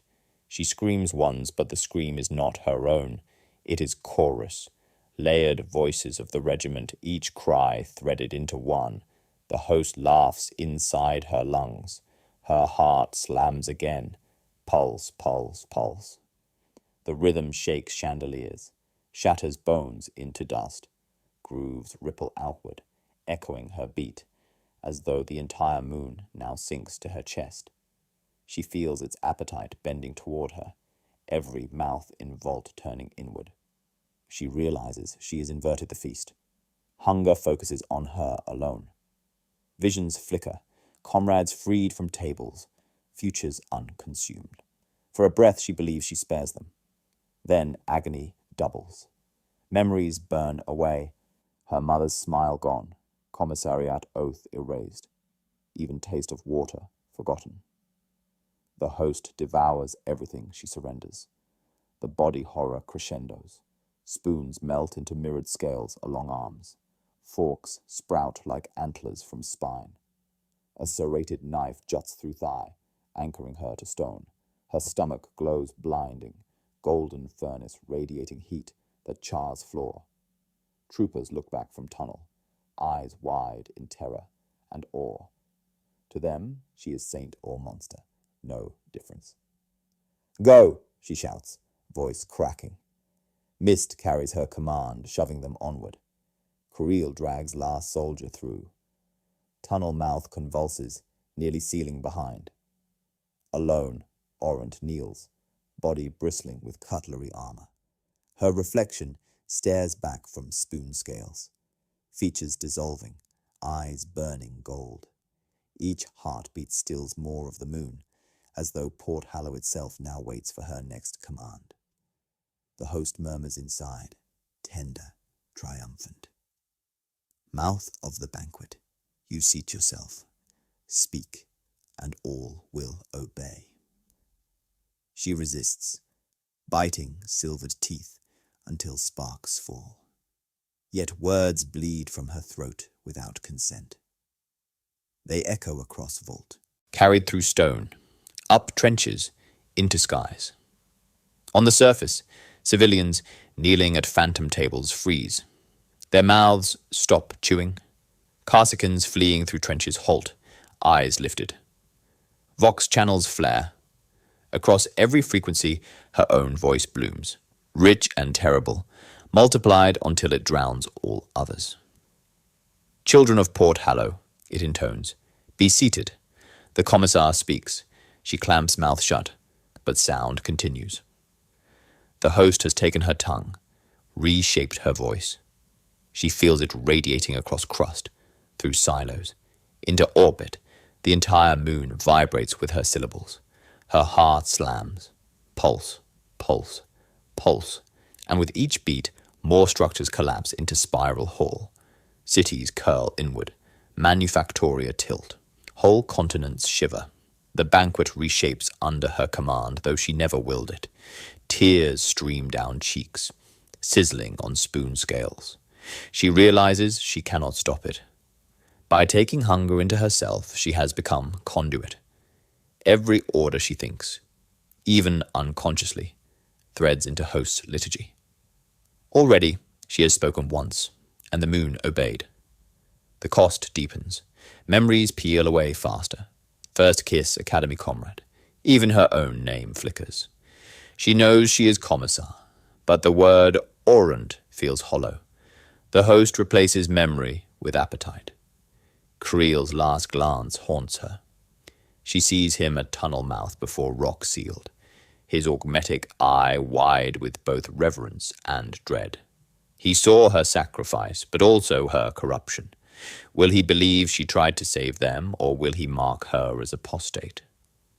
She no longer remembers his prayer. The utensils hum. Her stomach burns like miniature sun. She feels veins opening as conduits to warp. Threads of gold snake outward from her chest into grooves, feeding the banquet even as it feeds on her. Then silence falls. Perfect, total, save for heartbeat thrice repeated. Pulse, pulse, pulse. And her own voice, impossible, magnified, rolls across the moon, no longer confined to vault. It echoes through trenches, through silos, through orbiting fleet. The commissar commands. The banquet answers. The words are hers, but not hers. She tries to scream defiance, but only liturgy comes. Her heart slams thrice. Across moon, jaws open wider. She collapses to knees, body blazing, armor of cutlery ringing like choir. Her sacrifice binds hunger, yes, but it also enthrones her as speaker. The host is no longer whispering through others. It has chosen her tongue, and now every soul on Port Hallow hears her voice. The moon groans beneath the weight of its own banquet. Grooves ripple outward, continents folding into spiral troughs, oceans boiling into steam that tastes of iron and bread. Orant's voice carries through every trench, every silo, commanding in tones she no longer recognizes as her own. The host has clothed itself in her tongue, but above in orbit, one mortal still clings to duty. Magos Creel braces in the Saint Irenae's command blister, his frame scorched, tendrils burned black. His auspex screams with warnings, but he ignores them. He mutters a last machine prayer, Binharic syllables falling like molten code. The ritual command pulses through fleet vox, activating fail-safes meant only for exterminatus protocols. Orbital munitions unlock. Warheads line the racks, each inscribed with litanies of fire, purity seals trembling as automated voices chant. The ship's machine spirit shrieks protest, but Creel overrides, pouring fragments of his own soul into command. Purge by fire, he intones. Emperor, forgive us. On the surface, Orant feels it instantly. The host shudders inside her ribs, heartbeat colliding with incoming telemetry. Golden grooves ripple faster, mist boiling upward. She senses the sky itself preparing to fall. The first strike descends. Atmosphere tears open in a streak of white flame. The moon convulses, trenches collapsing, cities collapsing into glowing spirals. The grain ignites, but it does not burn like crop. It shrieks. Each stalk erupts into a screaming face, eyes wide with hunger, mouths wailing as they char to ash. The sound fills every Vox channel, drowning even Orant's own voice. She staggers, armor of utensils rattling. The host surges, trying to recoil, but she braces on throne, silver teeth bared. Hold it, she wills. Do not let it escape. Her heart slams thrice, each pulse rooting grooves in place. She becomes anchor, binding the ecology to surface. Without her, the strike would scatter it back into warp, free to infest another world. Pain sears through her chest. The host howls inside, billions of diners screaming as they are seared away. She sees them in vision, spectral banqueters scattered across warp, their mouths filled with memory, their tables collapsing into fire. They wail not in terror, but in outrage, robbed of meal mid-bite. Their hunger claws her skull. More munitions fall. Firestorms roll across hemisphere. Silos split, spewing warp light that twists into shrieking forms before being crushed under flame. Civilians seated at phantom tables convulse, jaws snapping shut, bodies bursting into dust. Soldiers dragged into grooves vanish in eruptions of golden sparks. Orant holds it together. Her stomach glows furnace white, veins of molten gold streaking across skin. Cutlery armor fuses into exoskeleton. Every breath is a scream, but she does not relent. Stay, she growls, though words echo as command across moon. Feast ends here. The host answers with fury, a billion voices shrieking. No, it thrashes, trying to twist grooves upward into shield. She digs nails into Throne's arms, driving silver claws through metal, locking banquet in place. Each heartbeat is triple pulse, pounding warheads deeper into flesh of world. Sky rips open again. The final barrage descends, a storm of incandescent purity. The moon's surface erupts in one continent-spanning detonation. Mountains dissolve, oceans vaporize, cities flatten into glass. Grain fields combust into rivers of ash. Every face screaming from kernels is silenced in fire. Orant's vision floods with images of diners across warp, billions vomiting light as feast collapses. She senses their outrage, their pain, their gnawing hunger turned back upon themselves. She knows she has condemned them, but also saved the Imperium from endless contagion. The chamber itself splits. Throne shatters, cutlery armor searing into her flesh. She screams, but sound is only laughter of host as it dies inside her. She feels it tearing at last fragments of her memory, clawing for one more taste. It devours her father's voice, the name Orant, even image of Emperor's golden light. She yields all, but still she holds. The blast swallows her. For one heartbeat she's everywhere. The host, the diners, the moon. For another she is nothing. Her body atomizes in center of eruption, silver teeth shattering into sparks, stomach exploding with golden fire, and then silence. From orbit, Krail watches devastation spread. The moon collapses into cracked husk, glowing fissures scarring surface. Machine prayers fade into static. His augmetic eye flickers, registering impossible anomaly. Amid fire and ash, a single object escapes blast. It is small, unremarkable, a sealed ration tin, tumbling from atmosphere into void. Its surface glows faint gold, dense sealed smooth, lid trembling as if something inside presses outward. Creel records coordinates at a voice hollow. Center impact consumed. Commissar Orant lost. Yet anomaly persists. One ration tin ejected. Containment uncertain. The tin drifts silently, spinning end over end, away from shattered Port Hallow.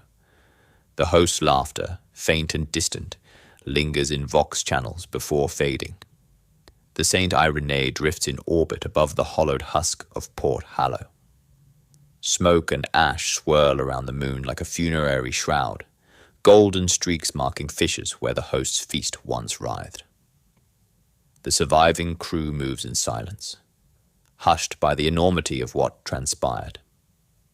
Even Creel, usually a conduit of mechanical certainties, hesitates to speak. He sits before the black box review console, augmetic eye flicking across layers of vox and visual telemetry. Each frame depicts the inferno in excruciating detail. The trenches spiraling into feeding grooves, cities convulsing as though the ground itself had lungs, grain bursting into screaming faces, and Commissar Orant, her body a luminous lattice of utensils and silvered flesh, standing immovable in the epicenter. Her final act is recorded, the host pulsing within her, held against the detonating warheads, 1,000 souls in the warp writhing as the blast consumes them. Then, nothing. Silence. Creel replays the sequence thrice. Every pass, his mechadendrites tremble. He notes the timing of each strike, the alignment of the grooves with warp nodes, and the exact moment the host's energy field collapses into sub-empirical shimmer. Yet the anomaly refused to die completely. Data points in the grain's composition remain, like embers that never cool. Nearby, surviving soldiers check ration supplies. The tin containing what once might have been a run's essence rests in a secured containment field, reinforced with psychic wards and anti-warp stabilizers. It hums faintly, almost imperceptibly at first, as if resonating to the echoes of the feast. Creel notes the anomaly. The tin's mass is increasing, minute yet undeniable. Each hour, sensors indicate a growth in density, a shifting internal pressure that no known material could account for. He approaches the container, tendrils brushing its surface, feeling the pulse. It is soft, measured, almost contemplative. Then the triple knock motif returns. 3 light taps from inside the tin, audible only through sensitive mechadendrite receptors. The sound is unnerving, hypnotic, a distant memory of the tunnels beneath the silos. He steps back, recoiling slightly, aware that the host's essence, or some fragment of it, has endured. Astropathic channels crackle. The ship's senior astropath interrupts the quiet, voice strained. Creel, I am receiving a hymn, or perhaps a liturgical echo, from Port Hallow. His eyes glaze, pupils reflecting stars beyond reality. It is not localized. It threads through the Astronomicon, distant channels previously silent. The melody, banquet hymn perhaps, carries the cadence of the host. Creel frowns. He adjusts his ocular amplifiers. Impossible. How can residual warp energy from a single moon broadcast across imperial psychic networks? The astropath's response is a whisper. I do not know, Magos. The hymn is insistent. It names the feast, the diners, and it calls. It promises continuation. The ship's remaining officers gather, tension taut. No one speaks, yet every gaze lingers on the tin. Each hour the pulsing grows, not just in mass, but in vibrational intensity. Creel recalibrates, stabilizes, measures resonance patterns, but every reading is anomalous.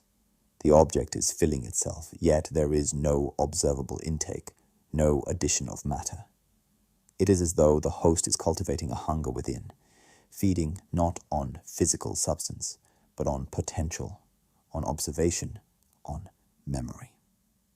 Creel examines data feeds from other sectors. Tithe routes, previously considered routine, reveal the same grain anomalies. Worlds previously audited as clean show deviations in nutrient composition, offering no caloric benefit, yet inducing physiological change. Civilian populations report subtle, insidious effects, increased appetite yet diminished need for food, gains in mass with no ingestion, dreams of banquet halls not of this reality. Patterns mirror Port Hallow exactly, though less intense. It is as if the host had planted seeds prior to Oron's arrival, waiting, calculating. He documents the anomalies meticulously, noting the persistent triple knock pattern emerging from other sources.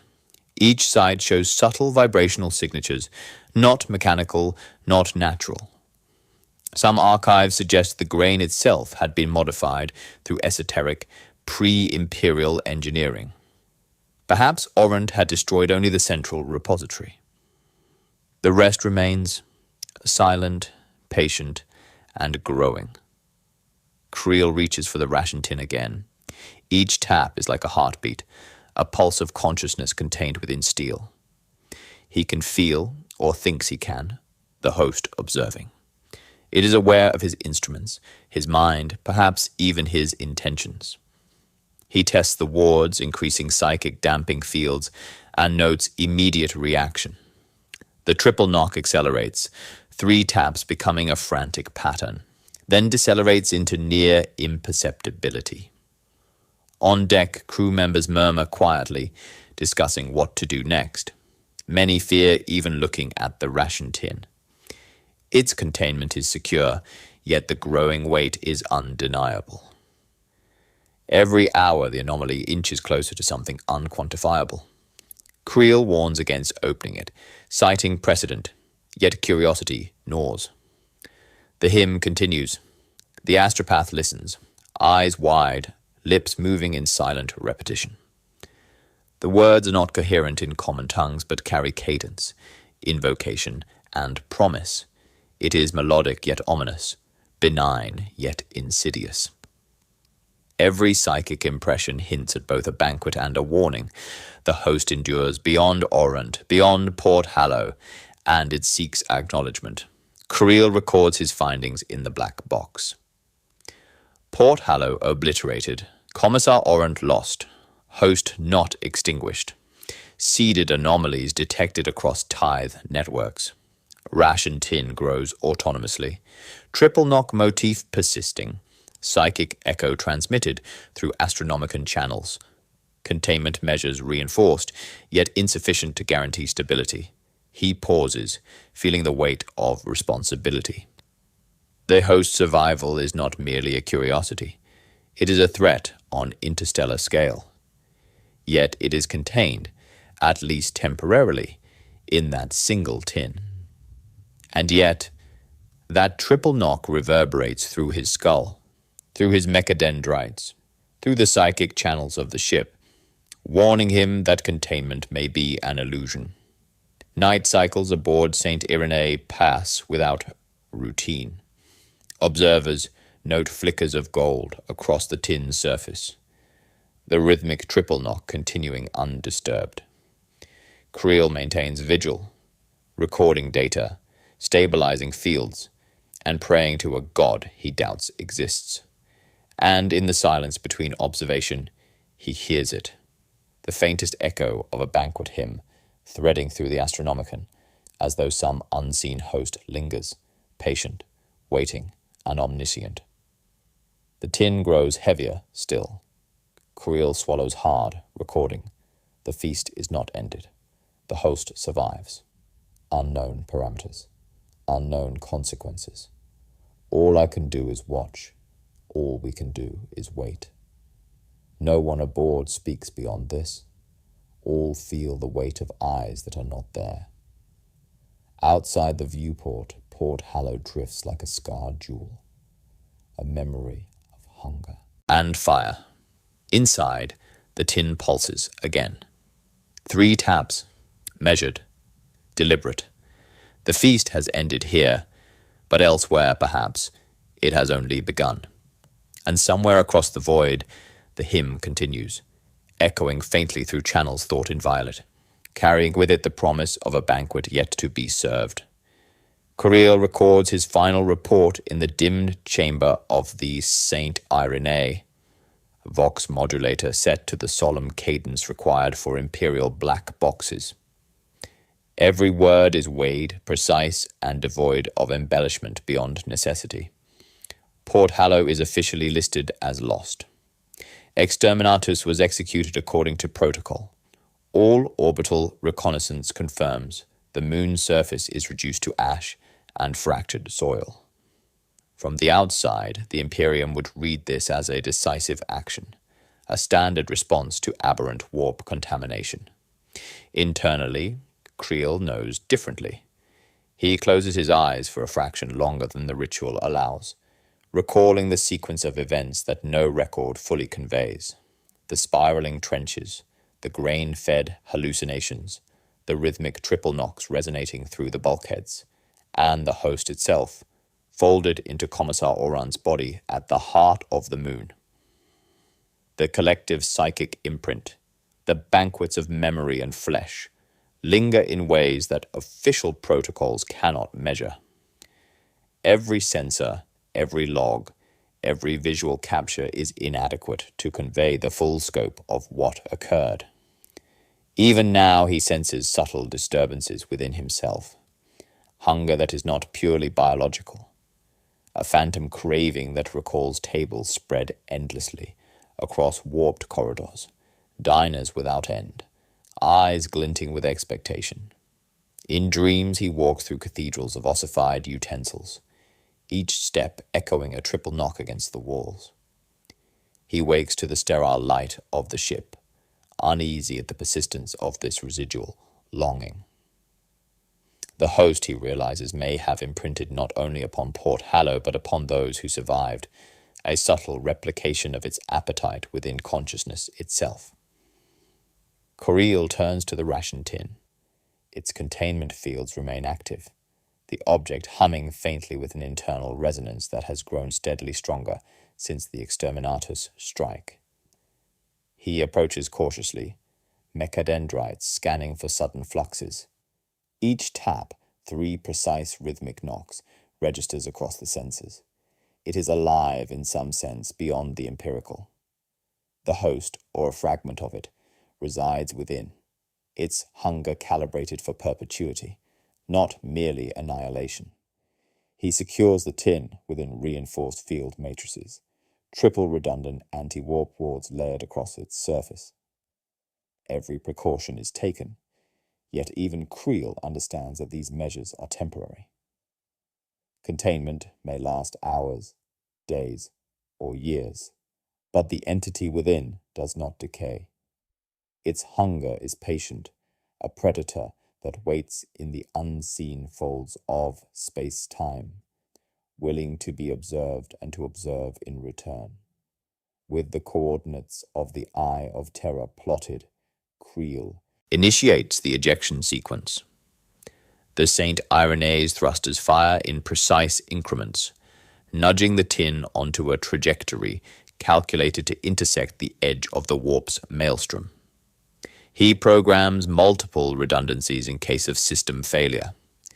Minor course corrections, triggered automatically by residual sensors, ensuring the tin avoids Imperial patrols and drifts directly into uncharted chaos space.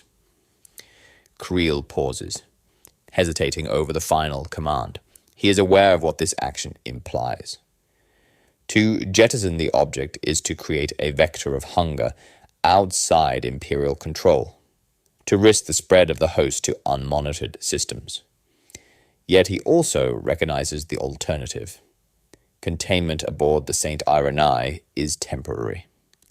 Within weeks, the ship's own crew might begin to manifest subtle echoes of the host's appetite, the triple knock motif embedding in dreams and reflexes.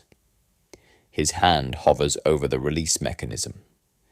The ration tin quivers slightly, responding to the proximity of open space. Its surface ripples faintly under the observation field, as though aware of the trajectory, as though eager to commence its journey.